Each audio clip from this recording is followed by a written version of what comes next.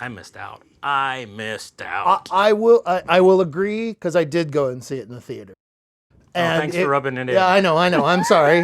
Just chaos, mass chaos as they're trying to go through this. And in 2015, Mad Max hit the theaters once again. This was Mad Max Fury Road. Is this a movie that really deserves a sequel or a prequel with Furiosa? Welcome to Frame Rate Studios, where we love to talk about all things movies. I'm Chad, and seated to my left is a man who never slows down when he passes, especially on the Fury Road. It's my friend Corey. Dude, I don't get it. I don't get it either. It seemed like it was an inside joke. What I want to start off with is just to say that this movie is X Games meets Cirque du Soleil on speed.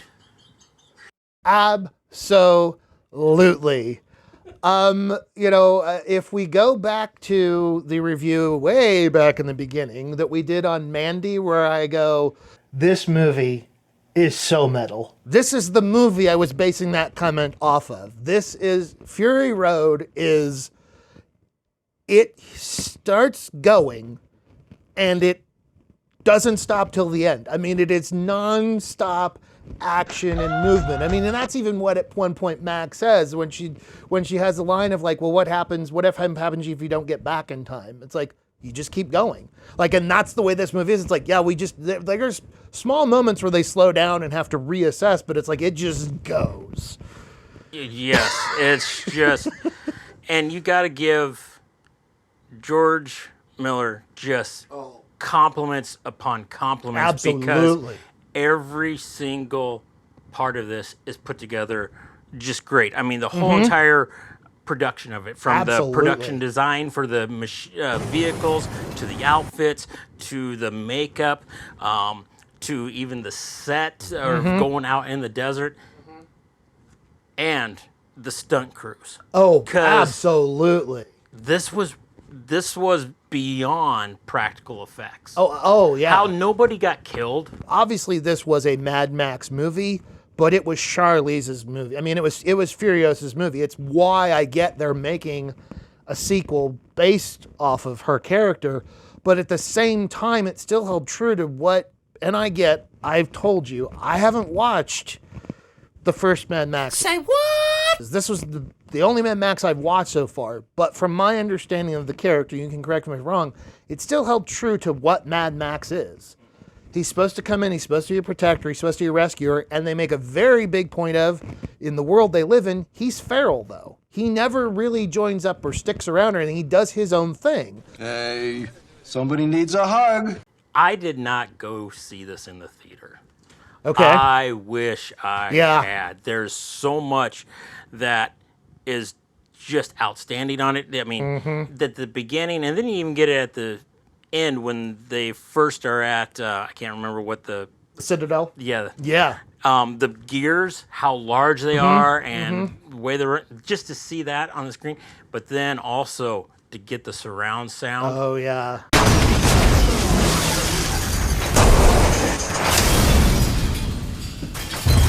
Man, if I was at a theater, had the surround sound, and getting to see those explosions, I missed out. I missed out. I will agree, because I did go and see it in the theater. And thanks for rubbing it in. Yeah, I know. I'm sorry. You don't have to rub it in. There was only one scene that really took me out of it. Okay. Was with Bullet Farmer. Right after he loses his eyes, and he's driving down, he's shooting the gun.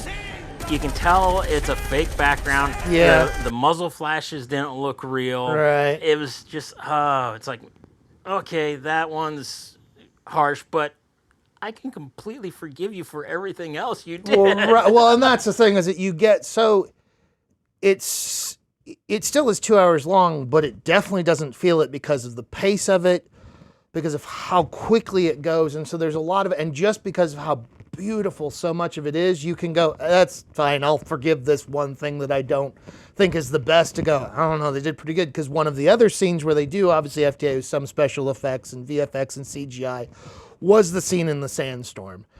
And that scene is just, I love that one every time, because it's just chaos, mass chaos as they're trying to go through this and trying to, go watch it. It's fantastic for everything that it is.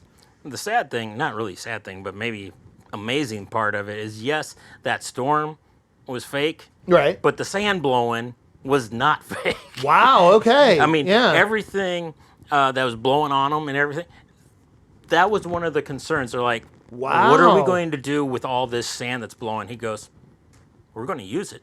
And one of the first things I brought up in one of the early meetings was, are we going to be needed to try and control the dust in the environment? And his answer was, no, dust is our friend. There is an excellent behind the scenes. Okay. Actually, there's a bunch of them, and I've only watched one that talks about the stunts and everything. And it talks about how they just used the desert environment and took whatever it was. Wow. And it got some of the people concerned for the stunt drivers because as they're driving through this, they couldn't see. Yeah. So they're like, okay, this is going to be... Goes back to what you said. It's amazing that nobody, in all this stuff that's going on, that nobody died, nobody got burned. You know, it's like, because, we made the comment, and of course, or I made the comment to you, and it's like, it's one of those things that you just go with it because it's supposed to be over the top, but it's like, who doesn't ride off into battle with a guy with a giant flame-throwing guitar and a massive truck with just a bunch of drums on it? It's like, yes, of course that's what you do. So that was all practical, but none of those were made up cars or anything. It's like, just the sheer thing alone of just your center of gravity and that somebody didn't tip one and, all the things that could go wrong didn't. And then to add on to that, reading up on it, that it's like, that what is even more amazing is they shot it in sequence. So it's basically, it's like, George knew what he wanted, but it's like, we're going to take whatever it gives and that's what we're going to go with. So to know that, and it's just like, it's one of those things, it's like we talked about, it's like caught lightning in a bottle. It gets it right. It's like, and I think that's at walking away from like Hollywood. If you want to understand how to write a movie about representation and getting a movie about a strong female and several strong female characters, right? Use this as your template, okay? He speaks the truth. This is a strong female lead, a strong story about strong females, and they get it right. It isn't like it doesn't feel derivative. It doesn't feel like, oh, well, this was a story that was meant to be a guy in this role. It's like, it feels right. And these, I could go on and on. I was very impressed with that. And I just wish they would pay attention more as opposed to we'll just put more female roles in here. No, it has to be a well-written female role. And that's what this was. And several of them were, not just Charlize's role. Like, yes, they were supposed to be his wives, but like they could handle themselves. Like that was the thing too. They weren't all these wafy women that couldn't handle it, couldn't hack it once they got out on the Fury Road. Yes, they didn't quite have, Furiosa's resolve, but still they could load a gun, they could fire a gun, they could fight just like anybody else. Do I need to go on? Do we need to go on? I don't think so. I think we've done enough witnessing. Yeah, very good, very good. So I will get us started onto the gates of Valhalla then, shall we say. So let me there we go. So, there is so much I could say, so I'll try to be brief. This is a fun thrill ride from beginning to end, and it's able to explore, like I talked about, larger themes thoughtfully, but without trying to be preachy. It's simple, yet at the same time, elegant and complex. For me, the standouts were Charlize Theron and Nick Holt, but everybody gives really good performances in it.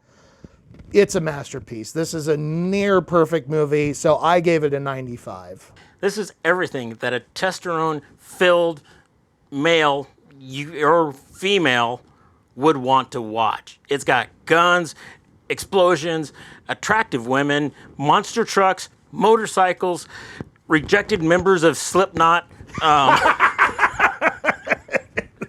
Keep going, sorry. And Tom Hardy. Check. So it's just got so much going on to it. You don't have time to look away. Otherwise, you're going to miss something. Chad said it. greatly. The visuals is there. The different lighting that they do and effects for the day and night. Cinematography. I think I need to give more props to the best performances was the stunt people and the cameramen. They brought this thing to life. So for me, my score was an 89. Nice. Yeah, that's... Don't do it. We've said it. I need to say no more. I'm already saying too much. He's trying.